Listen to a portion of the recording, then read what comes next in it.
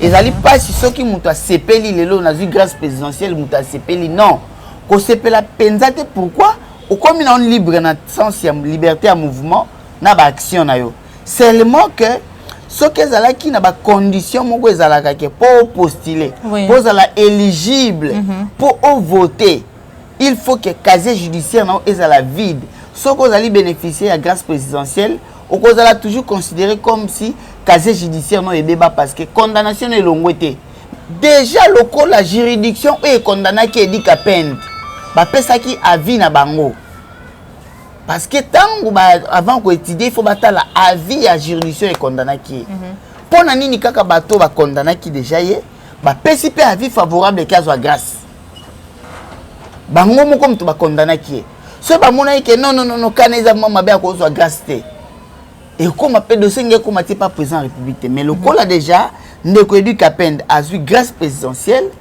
ezana makambo belo ebota ebatami na sima nango OK toko ko kamwa ke lobby to sima na lobby e ko bima mboka na biso population mobimbeza qui emporté na kati to bengi une escroquerie politique escroquerie politique na sens nini est-ce que FCC est un regroupement politique? Non. Ils ont une plateforme électorale. Ils ont une personnalité juridique. Donc, parti politique ni n'a majoritaire, parti politique mon côté. Regroupement politique ni n'a majoritaire, regroupement politique ADCA, IDPS est allié, UNC est allié, AAA Bendengo et Biwana. Mon côté n'a pas na majorité parlementaire. Mais ebandaki boni bande konabiso o lelo ya cash bakende kondima ke ba bisa ba que FCC mutaza majoritaire bazalaki laisser emporter na carte escroquerie politique wana président de la République d'abord pour nommer pour désigner un informateur nulle part constitution loba que il faut ça la par voie d'ordonnance d'ailleurs un informateur comme on est informateur la constitution mubimba banda premier dernier article au na kombwana ke informateur ezakate nulle part dans la constitution peut baloba que le président peut nommer l'informateur. On ne nomme pas l'informateur. On confie la mission d'information à une personnalité. Donc on confie une mission. Ah on déplace ba développer bazana mo loengi angwana. Na minute oyo premier ministre jusqu'à la preuve du contraire azali premier ministre. Au kokite ko désigner informateur alors que premier ministre déjà azali. Informateur to personnalité politique chargée ayant la mission d'information et ça n'a qu'au premier ministre ça n'a pas luka premier ministre à cause na majorité bon majorité zalité luka majorité zalité tout luka coalition déplace au ko pesa mission information mais premier ministre déjà zali il fallait d'abord banda na kolongo la premier ministre wana ba rapporter kolongo la premier ministre ni ngeko za na procédure ya motion de censure à rapporter seulement ordonnance wana à motiver yango. C'est tout. Comment on a Est Wana? Qu'est-ce qui empêche aujourd'hui que non? Le président de la République va replacer quartier général à Est. Totika na combien d'années? Qu'est-ce qui lui empêche à matérialiser promesse Wana? Tu as dit que le problème à ma casse, c'est qui d'abord insécurité na Est. Il fallait soit à privilégier. Na ba programme na répartition, il y a axe, il y a programme, mais il faut que le programme soit prioritaire. La question de la sécurité des personnes, les questions ultra prioritaires. Nako pesa yote sikoyo, nako pesa yote sikoyo lipa, ceux qui n'ont pas la sécurité. Place sur les gens qui va couler ba entouré pour pas gomayo. Nako promettre que na yo pesa lamba, na ko makuna ndeni. Il faut d'abord pour sécuriser yo. Le président de la République a un président de la capitale seulement. Azali président à toute l'étendue de la République. Parce que c'est lui qui est le symbole de l'unité de la nation.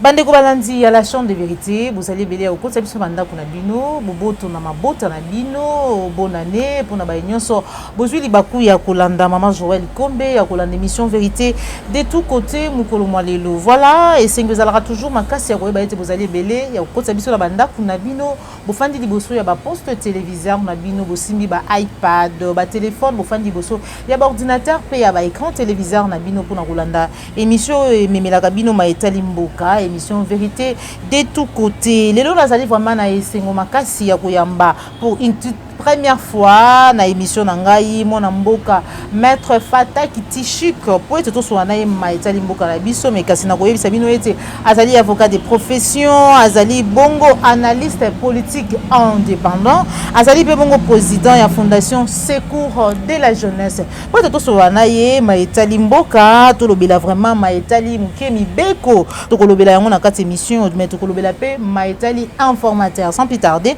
na kopesa mbote na invité nanga maître Fataki. Bonjour.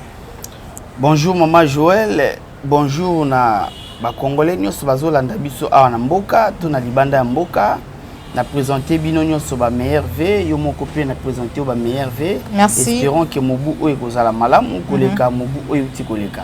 Matondo mingi maître Fataki tolobela maetali mboka bandeko babenge bali maman Joël to komona ka mwana mobali wana mikolo aye penza na mupepe penza makasi ya ko défendre mboka na ye mais pour ça na pembeni na ye po eto soana ye maetali mingi mingi yo bino bobengi bavoko bobengi droit to pe maezali ko kene na lolenge moko na droit to pe mibeko ya mboka na 2018 le 31 décembre Alexis Tambwe Mwamba alors kazalaki ministre ya justice asila koyebisa biso ba imboka alobi ba nyonso bazalaki condamné to pe bazaki accusé na assassinat ya Laurent Désiré Kabila que son âme repose en paix bakokaki kozala graciété c'est-à-dire bakokaki kozala grâce présidentielle mais le lot moni régime ya Fachi Berton ya Félix Yé Edi Kapen a eu grâce présidentielle.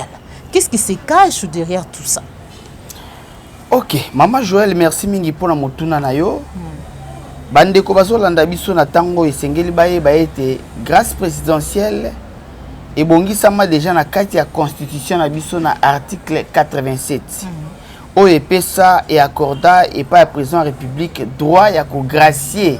C'est-à-dire qu'on pardonne à mesure il y a clémence to ya pardon. OK. Grâce présidentielle ceux qui osu yango et la qui cité que makambu nyonso oyo sala e balongoli yango non et tumbu o esengela kieke yo okokisa o exécuter ndezalaka ke non ba pardonner pour o exécuter et tumbu wana te mais condamnation na yo etikali bongo parce que tous la différence entre grâce présidentielle na amnistie. Amnistie ndezali tango ba député ba voter loi ya amnistie wana ezali ke condamnation na yo nyonso ba effacer yango okomi lokola mutu asalaki ata likambo te. Mais kasi grâce présidentielle elingi kobali. Grâce présidentielle elingi koloba ke condamnation na yo ezali. Kasi pona okokisa etumbu na osoyeba katelaki yo par exemple 10 ans à prison. Président de la République a payé sur grâce. Ozali toujours condamné mais okosala nini wana te na prison. Okovanda sous na prison te pona obanda ko exécuter condamnation na yo. Mais est-ce que ce qui régime mususu yé okoza la poursuivre? Bon, une fois que vous allez bénéficier de grâce présidentielle, et ça la régime mususu yé ba ko poursuivre yo parce que vous avez déjà poursuivi puis vous avez déjà condamné. Seulement que au lieu de vendre na makala 10 ans, 20 ans, ba pesio grâce donc obimi non libanda mais vous avez toujours condamné. Et ça li pas si ceux qui muta sepeli lelo na grâce présidentielle muta sepeli non. Ko sepela penzate pourquoi au comme on libre na sens ya liberté à mouvement na ba action na yo. Seulement que ce que zala qui na ba condition moko ezalaka ke pour postuler, pour zala éligible, pour voter, il faut que casier judiciaire na ezala vide. Ce que vous allez bénéficier à grâce présidentielle, au cause là toujours considéré comme si casier judiciaire non ebeba parce que condamnation est longoté. Mais ba yo ke lio mawa etumbu na yonde ba longoli yango alo na kati ya grâce présidentielle faculté zali ya président ya ko balola paix etumbu.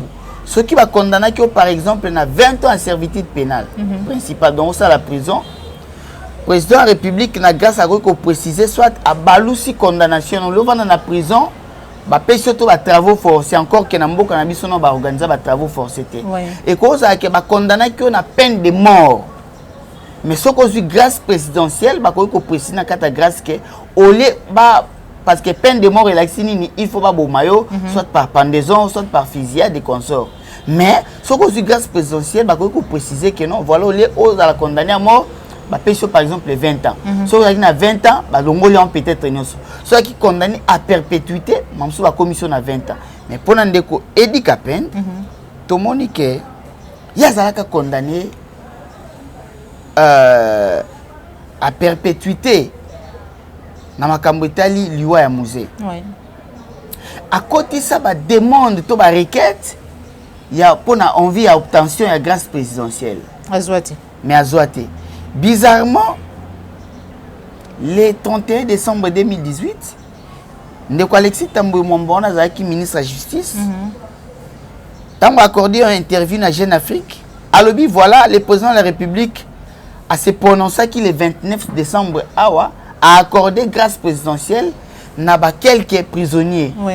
Mais toute personne qui concernée na liwa ya musée Kabila grâce présidentielle les alités pour naïe. Voilà. Des places oyo to koma komi tuna que pona nini lelo oyo ndeko Edi Kapende à côté ça ba demande de Simba kité siko ndeko Félix Tshisekedi akomi na pouvoir Agressé. mbala moko agressé. Nde place tozomona ke kobimisa ndeko Edi Kapende ekoki komema tourna moko décisif na justice na biso to na makambo etali babengaka yango vérité judiciaire. Jugement bimaka déjà pour ndeko Edi Kapende. Oui. Ba condamnaka ba reconnaître qu'il est coupable mais yemoka banda ko clamer qu'il est innocent. Oui. Est-ce que le Kwazaki parmi les personnes clés autour à procès à musée Azaki proche témoin événement assassinat à musée Kobimisaye ezali d'abord et l'okomoko que ça peut rebondir dans makambo etali ba vérité cachée à procès à musée. Ah bon? Le a commis libre oui. Si et seulement si procès kozonga parce que c'est là où le bas azali wana ndenge azawana ti lelo aklamaka innocence na ye. Ouais. Abandé ko clamer kaza innocent. Azaki na ba vérité musu peut-être azoka te en kolobango te. Mais lokola amnistie ezali que possibilité que ba député ba koki kozwa po ba senga que non mutu nyonso ba condamné ke pour infraction ya rébellion par exemple. To infraction ya musée. Il faut à bénéficier de la loi et amnistie, par exemple. Oui. Il suffit seulement que moi, Namboka, Edi Kapende, à ça la démarche auprès de l'élu, pour démontrer peut-être la réalité devant le juge. Soit à ça la procédure, il y a révision, à ça que procès naie et katama qui bien ta saisi au cours constitutionnel, au cours de cassation, pour pas bander la procès naie. C'est-à-dire, moi, Namboka, Edi Kapende, à ça d'abord, Moutoumoko a commis personnalité, bon, Azali personnalité militaire, Azali est militaire d'abord, mais sur le plan politique, c'est un monsieur, c'est une personne qui pèse. Parce que autour, il y a procès à Kiamouze, Laurent Désiré Kabila, il y a beaucoup de gens qui ont coupé dans la prison. Oui. Et ça, il y a qui cité dans le procès. Si comme il y a qui personne clé, ceux qui les ont abîmés, et quand il y a la vérité, à 5 000 que non, justice et bandal sous autour ya procès wana tozomona ke mboka na biso justice na biso ko kozwa tourna moko très décisif et pour cela et ko kozwa na ba ramification directement direct na mamwetali crédibilité à ba juge na biso. S'il s'avère aujourd'hui que non ba mécanisme monsieur Salami qui va établi que non voilà il était pour rien dans ce procès là. Alors les juges va rétablir juge wana lobaka que non parce que il semblait ba ko isakaye et isengeli bazongisa ye pour que procès zonga. Voilà alors parce que ceux qui ont Salami te to koyeba vérité te mona mboka. De motivation ni ce sali le président actuel Félix Antoine Tshisekedi pour que ndeko gracier ndeko Edi Kapende. Voilà ce qu'il faut te dire. Est-ce que ndeko Edi Kapende parce que pose grâce dans la procédure. Oui. Procédure est abonni. Okoma mukanda. Okome le président de la République non ngai ba kondananga pour na likambutel mais na sengi mawana yo grâce ngolu na yo pour na exécuter te etumbunanga parce que toutes les décisions judiciaires sont exécutées au nom du président de la République. Voilà. Nde siko soko komi mukando komeli le président de la République. Bakotinda dossier n'est pas à juge ou à condamner qui yo. Juridiction est condamné qui n'est pas à vie. Que oui tout le monde que muto il faut avoir grâce présidentielle. Voilà. Motivation. Tant siko bon ba motiver après et qui est pas ministre de la justice. Ministre de la justice dans le département département des affaires criminelles et de grâce. Tant bon ba examiner ba oui tout le monde muto il faut avoir grâce, batini dossier qui est pas président de la République. Né président de la République à cause de avis à conseil supérieur à magistrature pour abîmer sa décision. Alors, ne place au tolobibo. Déjà, la juridiction est condamnée qui est dit qu'à peine. Ça qui avis na bango. Parce que tant avant qu'on étudie, il faut battre la avis à juridiction est condamné qui est. Pour nani ni kaka bateau ba condamné qui déjà y est, ba PCP avis favorable cas de grâce. Bango mo comme tu ba condamné qui est. Ce ba mona que non kaneza mama ba cause de grâce té. Et comme appel de singe comme tu pas président république mais le col a déjà ndeko éduque à peine a eu grâce présidentielle et ça na makambo belo e bota e batami na sima nango OK. Toko kokamwa ke lobby to sima na lobby e ko bima pe e balusa su makambo to la musa makambo na kambo etali liwa ya Kondo musée Laurent Désiré Kabila. Voilà, pour ça ba congolais maître Fata Kizali ete ba yeba Muza kufa lolenge ni banani bazali complice ya liwa ya musée banani baboma musée ce que ekosala ki no procédure wana ozali koloba wana ya ba député mona mboka etika pe na senga yango po ete toyeba solo parce que ko gracier ye kosuka wana te mona mboka analyse na yo par rapport à ça. Merci beaucoup maman journaliste pour la motuno tuningai. Lelo oyo likambo mona mboka edika pen de touti koloba awa ezali que ba député pour bakomati na mesure ya kozwa initiative ya ko proposer to ko voter loi ya amnistie ezalaka na ba pesanteur to na makambo etinda bon basala bon d'abord batalaka il faut total que pour na likambo etali kimia to consolider ba acquis soit ya démocratie to alternance par exemple tant ou rébellion te ko salama awa rébellion toloba rébellion o salama qui tant babomi musée après tout le monde qui mouvement RCD et consort ils avaient pris les armes pour combattre régime ezaki na Kinshasa mais après wana parce que ba 6 city et salamaki et sengaki était ba vendre autour d'une table ndé ba monaki ke ezala batumsu ba sala ba infraction o constitution prévoir que ezali soit haute trahison soit rébellion to atteinte à la sûreté de l'État. Mais kolandela batu wana nyonso eko bebi salika mutu bengi kimia na kati ya mboka. Ndio moni ba proposaki ba voter loi ya amnistie pona batu nyonso ba participer na rébellion oyo eyaki ya 2004. Ya 2003 2004. Alors lelo oyo il faut ba député ba la motiver pona koloba que voilà tout sengi soit loi amnistie et la voter et puis loi amnistie ba précisaka. Amnistie so ba voter loi sur l'amnistie yango etali président te yango etali kaka ba député il faut pas préciser déjà ba infraction nini ko concerné na nini wana ce qui va préciser que ba infraction telle déjà concerné na loi amnistie et ba ça mais sikoyo il suffit seulement que ba député ba initiative que voilà tout le monde qui il faut voter loi amnistie na makambo etali liwa ya musée Kabila parce que tout le monde qui pona ko batela kimia tout to sunga ke mboka e bazuba vérité peut-être na batu musuba kangaka ba omeshisi la bien te sengi amnistie ezalana pona batu nyonso oyo bazaki na pa bazaki concerné na liwa musée Laurent Désiré Kabila wana siko batona nyonso soki ba bimbo za considérer comme bazaba innocente bazaba personne innocente ça dépend maintenant ba personne wana soki batona ba bigo voilà ba kosela biso makambo to ngito intenter inaction devant la justice poto population ba vérité na makambo etali liwa ya musée Kabila bato wana bakoki kozala libre bandeko edika peine bakoki kosenga justice e bandela susu na makambo etali liwa ya musée Kabila surtout cette baza na bato mosusu bango balingi batanga bango po bacomparaître devant justice. Voilà matondo mingi maître Fataki tokokoba toujours na émission na biso mikolo kuti koleka awa RKK vraiment que notre régime oyo ezwi sika ezwi bonga na yango ndenge ezali kokamba normalement avant était gouvernement s'installer makambo nyonso esalama esengaka ete président de la République a nommé informateur pour être à identifier majorité kasi tomona ke ndeko na biso Jean-Marc Kabund na Némi bayebisaka biso ete majorité ezalaka na ngambo ya FCC batikala konomme informateur te kino tokomona kaka nomination ya premier ministre oyo tozali na ye Ilukamba mais kasi lelo sibitima boye makambo ya union sacrée bandi tomoni nomination informateur bahati procédure voilà qu'est-ce qui se cache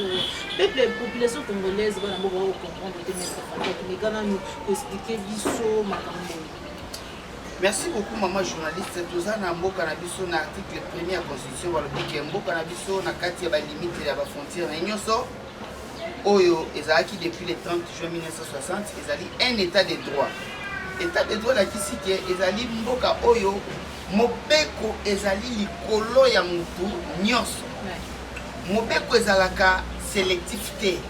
Que poni bato bazali pembende mobeko ezala pona bango te mais bato baza mwindu nde ba appliquer bango mobeko non mobeko ezaka pona mutu nyonso. Alors totali sikoyo na constitution na biso quand est-ce que bakoki ko désigner informateur ndeko awa nga nazali kopesa yo ba point de vue analytique na sala ba analyse tant que praticien de droit nazali soutenu par l'article 23 ya constitution ya mboka na biso. Oui, il liberté d'expression. Mais qui peut soutenir l'article 24, oui, la liberté à penser, n'a qu'au dégager vos opinions à travers des missions, n'a violé la constitution, n'a violé le mauvais communauté, le corps a opposé respecter Moussala. Est-ce que le corps a dit congolais, n'a bête à ma boque, on est si que c'est bien, n'a bête à ma boque côté, n'a qu'au sala bon côté, tout à la mauvaise colonie. Article 78 de la Constitution na biso na mobimba nango elobi boye. Premier ministre autaka na majorité parlementaire. Premier ministre autaka na majorité parlementaire. Majorité parlementaire et la kisini la kisike. Si le nombre total ya ba députés va composer Assemblée nationale, tozi moitié na yango plus 1 de majorité parlementaire. Des partis politiques oh, ceux qui va élection ici. Parti politique qui majoritaire abimisa qui va député koleka yende mtu ana droit ya kobimisa premier ministre soit encore regroupement politique oyo ezalaki 10 mois enregistré donc yebana qui vraiment oyo ezali enregistré au ministère de la justice regroupement politique on a soki ezali na ba député koleka la moitié nde ba mtu basa na droit ko sa nini ya kobimisa premier ministre to ya siko na makambo lekanaki na mboka na biso a. Oui, tout le monde que le Premier ministre Aoutaki Nangambo ya FCC comme on a papa Ilukamba Sylvestre. Tu as autant appelé dans le document tout le monde qui accord ya FCC cash na kati ba préambule ba kelo ba keno FCC ne mutu azaki na majorité. Mais moi na mboka tinga ko ebisa ke mboka na biso population mobimbe zaki emporté na kati to benga une escroquerie politique. Escroquerie politique n'a sens ni. Est-ce que FCC est un regroupement politique? Non. Ils ont une plateforme électorale. Ils ont une personnalité juridique. Tokei, parti politique ni n'a majoritaire, parti politique mon côté. Regroupement politique ni n'a majoritaire. Regroupement politique ADCA, IDPS est allié, UNC allié, AAA Bendengo et Biwana. Mon côté na bango azalaki na majorité parlementaire. Mais ebandaki boni bandeko na biso oyo lelo ya cash bakende kondima ke bayebisa bango ke FCC mutaza majoritaire. Bazalaki laissé emporter na kati escroquerie politique wana. Alors, donc est-ce qu'on a deuxième hypothèse? Pour pas nommer informateur et c'est que ceux qui majorité parti mon côté azim majorité. Mais c'est que le président de la République a désigné Moutou Azana mission information pour identifier coalition. Le coup là tout le monde a qui Félix Tshisekedi, le président de la République, a désigné un informateur.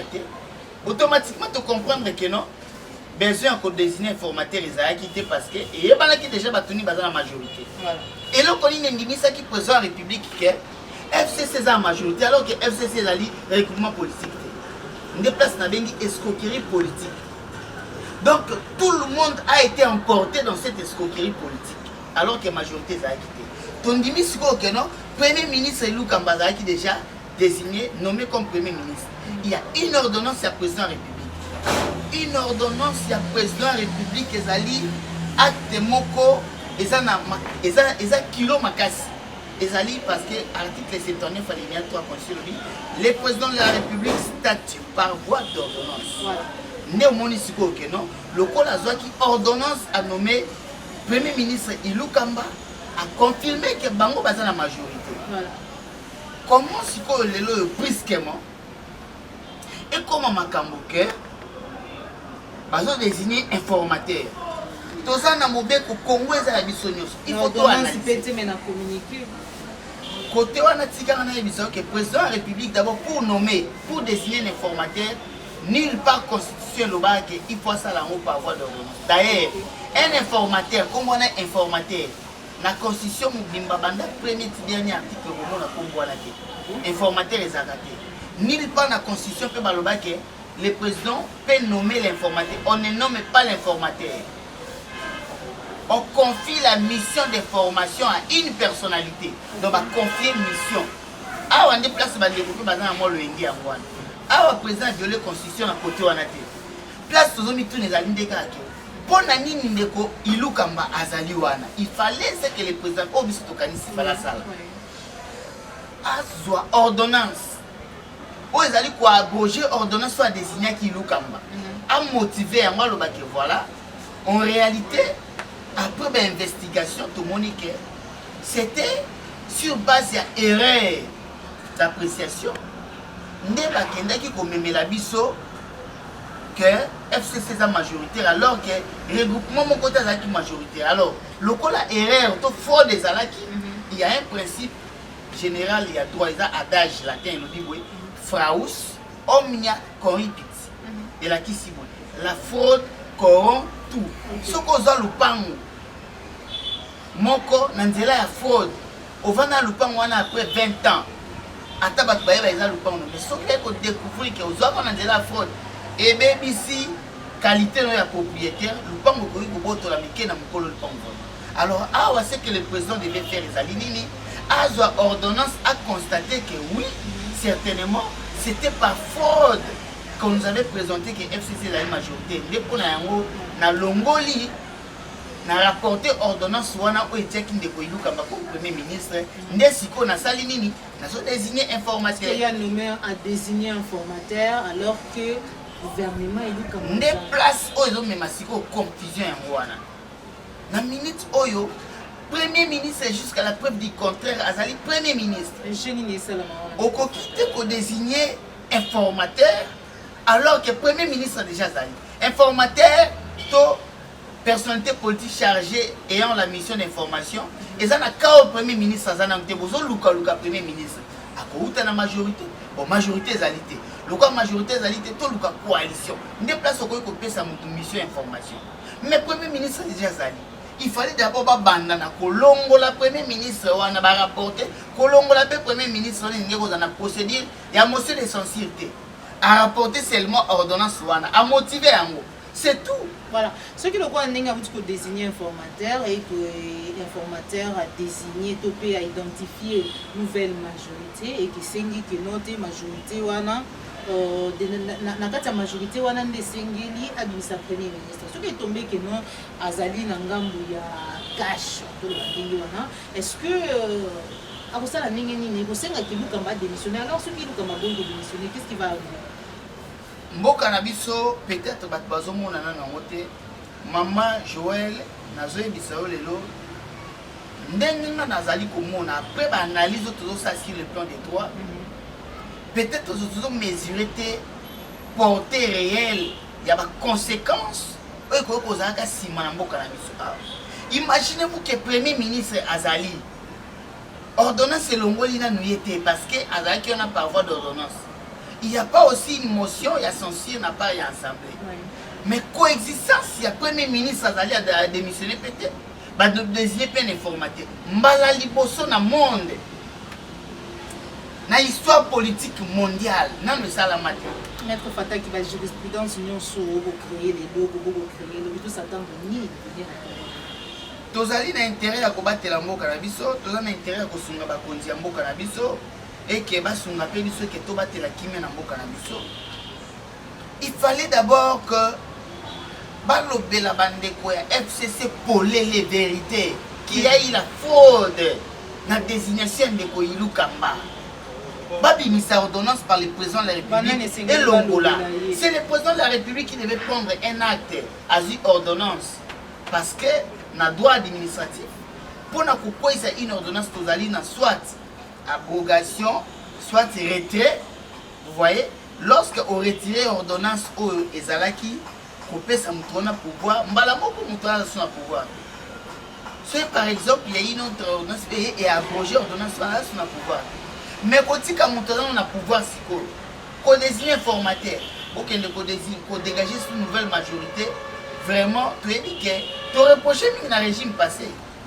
Toujours reproché belé à que le président de la République a côté à ça non ça bien parce que coexistence OND Konangaï moi namboka le député Daniel Safalobi bicéphaliste au sommet de l'État pour les monarchie qui est sommet de l'État na kati kuna mitu ezali ni balé to décrire que le kwana mais il fallait si to procéder na ndenge ya malamu pour que to RT to beta libakute na constitution parce que ici nous avons rappelé mission. Le président de la République a 6 missions principales dans la Constitution. Il est d'abord le chef de l'État. Il est d'abord le représentant. Il représente la nation. Il est le symbole de l'unité nationale. Il est le gardien, soit celui qui veille au respect de la Constitution. Yende Moutou Azali, garant et bon fonctionnement de l'institution, na pouvoir public et na continuité à l'État. Et puis, il y a des assurer l'arbitrage d'un fonctionnement, à la garant à l'indépendance nationale, il y a des assurer par son arbitrage le fonctionnement régulier de l'institution. Si on va garder un mauvais colicondi, ceux qui vont pousser déjà qui a posé un acte, que l'autre va reprocher qui a violé la Constitution, ça c'est déjà dangereux. C'est là où nous appelons à ceux-là qui entourent le président de la République. Parce que le président de la République, Azali na bureau, Azali na administration na bateau va Dakaye. Il faut pas aider les chefs de l'État pour avoir des décisions conséquemment. Que nous sommes pour sa vision. Mais tout le monde qui est président de la République va aider à violer la Constitution. Ceux qui sont violé la Constitution, les sont violé pour que nous à garder, toi se maintenir, tu peux à tchabande de FCC, bande les singles à continuer pour ça la Monica les scénarios. Bon, moi personnellement, non, non, noté pas de Félix. D'abord, ce n'est pas Azali, une personnalité politique qui a tendance à s'accrocher à pouvoir pendant longtemps. Mais ce que je note, il y a des personnes qui lui poussent maintenant dans ce sens-là. De la même façon, bon, le président de la République a peut-être une particularité. Par contre, il pousse un peu à s'entraîner dans ma. Mais si on a souhaité que le gars continue le président de la République a quand même le peuple congolais, à Salamoussa comme il faut, et puis il va mesurer toujours ma décision par rapport à ça en adéquation avec la Constitution, bien que tu décris que le régime passé, la population congolais, Azola, Lanzala, Talati Lelo. Banda alternance c'est ça la vie. Population continue à coller là. Voilà. Tout ce qu'il y a 2 ans et demi. Voilà. Merci beaucoup, Maître Fata, qui te comme dans cette émission. Sur moi, le Banayo, par rapport au lieu président de la République, Maïmouti Koliba, Natangi, en route, mais quand même, j'ai noté, Nakati, Est, partie Est et la République démocratique du Congo, Bandekonabiso, chaque jour, Bazali, Kokata, Mamutu, Bazali, Kozala violé, Bazali, Kozala massacré, matin, midi, soir, alors que, le 31, Mokozambo, Katika, Kimboka, Hamboka, Nzambe, tout le monde qui a Binaki, et le monde maman, population va se payer qui bonne année, alors que la même nuit à 31 décembre, au 1er, alors que l'histoire de l'eau s'est fait là, Bandekonabiso, la Béni, Abamboka, Missou, sur ma famille. Président de la République, pendant la campagne électorale, on a Tika, quartier, je peux installer quartier général Est, moi, président de la Congolais, joue qui m'y est au côté de la partie Est et la République. Dernièrement, on a été prêt à sacrifier le moyen pour la Kenya à la Congolais. Donc, on comprend le discours, le promesse, est-ce que c'est militaire chaque fois qu'on rappelle le rôle voilà. Si on rappelle chaque jour, les Congolais la conservation du pouvoir, union sacrée ou autre chose. Maman Joël qui passe dans mon thème parce que les lots, na landi, maman ya S, ya Beni, bazo lela. Alors, depuis nous, na Kishasa, bozo fêter, bozo sepela, mais bozo ebate que les Congolais bazo kufa. Au monde ndenge bazo kata batu mitu le 31 décembre alors que bozo lia soso bomema bali mino ba restaurant mais kuna na est eza na batu o bakati bango mitu innocemment alors que na article noté kotangela yo ya constitution article 69 parmi ba mission du chef de l'état balobi il est le garant de l'intégrité du territoire. C'est lui qui est le garant de l'intégrité du territoire et de la souveraineté nationale. Mais comment le chef de l'État, qui est le garant de l'intégrité, mboka na biso lelo yo ezali comme lokola tolo ba ondeni ata wenzela ke contrôler boete na ngola pokota wenzeli na barrière batali na ba document pokota wenze mboka na biso ekomi na porosité à frontière talande toyoki ke ba Uganda na ba Rwanda ba koti bazali kosasa bazo seme terrain ezali pasi soki mokonzi ya mboka akopesa ba promesse ebele alors que ba promesse wana ezali suivi na ba acte efficacité ya un responsable ezali lorsque azo lié ba parole na ba acte même na ndako soki papa a promettre mwana ke na bimi na koyela bino bonbon azongi aye na bonbon te l'autre a promettre bana bimi na komemela bino biscuit aye na biscuit te bana bakokoma na facilité à comprendre que kokosa ezali nango kamuka grave te kokamwa te soki lobo komi na bano bakomi kokosa parce que yo moko papa opesi exemple ya mabe na mboka na biso tango tozoloba ke tozali kopone ba valeur ezali ni le respect de la parole donnée promesse to ba parole nyonso zobima na monoko ya chef de l'état ezalaka ba parole sacrée et que ça na promesse anga na yo na ko promettre likambo na réaliser te muto kolanda te mais ici na constitution balobi boye c'est lui qui est le chef de l'état, c'est lui qui est le représentant de la nation. Qui dit chef, c'est celui qui est à la tête. Donc azali obligé dans l'obligation de respecter ma promesse. Quand monsieur FCC a bloqué pour être qui mène en est, parce que c'est le FCC qui bloque tout. Au moni namboka na biso eza makamsi photo le bakango to tiaka mai na mon côté. Comment na est wana? Qu'est-ce qui empêche aujourd'hui que non le président de la République va replacer quartier général na est. Totika na combien d'années? Qu'est-ce qui lui empêche à matérialiser promesse wana? Tu as dit que le problème à ma casse c'est d'abord insécurité na est. Il fallait soit à privilégier na ba programme na répartition il y a ba axe il y a programme mais il fallait que ba programme les affaires prioritaires. La question de la sécurité des personnes ezali question ezali ultra prioritaire. Nakopesa yo te sikoyo nakopesa yo te sikoyo lipa soki na bi koza na sécurité te place yo la sone bi ke bakulu na ba entouré pour pas bomayo nakopo promettre que na yo pesa elamba na okoma kuna ndeni il faut na banda d'abord pour sécuriser yo le président de la République azaka président de la capitale seulement azali président à toute l'étendue de la République parce que c'est lui qui est le symbole de l'unité de la nation. Merci beaucoup, Maître Fatak qui te commis vraiment dans ce émission en tout cas, la demande vraiment la vie nous na personne qui peut bien naïe, parce que qui n'a pas multiples préoccupations naïe, ba besingo naïe pour être sur la biso, ma état limboka na biso, ne to kaboni awa, mon amboka Fataki, numéro na ya téléphone pour na ba senga, ya ko partager na ma quantité limboka. Merci beaucoup maman Joël, numéro na ngezali plus 243 81 30 42 027 plus 243 81 30 42 027 mutu nyonso oyo kozwanga sur WhatsApp akozwa na numéro wana tozali wana mpona kokabula makanisi mutu nyonso azwa grâce te to libaku te osala toi biso tozwi tozala yango te mpona kofacilite to kofavoriser bato mais ezala na profit ya bandeko nyonso bacomprendre qu'est-ce qui est prévu par la loi et qu'est-ce qui doit être fait. Voilà. Merci beaucoup, Maître Fatak, pour nous répondre à mon invitation à l'issue. Merci encore pour la Yombe. Bonjour, ici ma caméra. Merci d'avoir pour ma fille. Coupe dans le Christian, vous partez le référendum depuis Paris. Les Alaki Bongo, Maître Tichik Fataki. Azali Bongo, avocat de profession. Azali Bongo, analyste politique indépendant. Les Azali président. Il y a Fondation Secours de la jeunesse congolaise. On dit que vous avez une seconde sur la live pour Malilo. Donc, abonnez à ce que c'est une émission en liker, partager, mais que ce soit les aliments sur la biso. Pour vous, ça n'a pas s'abonner à la chaîne de l'unité.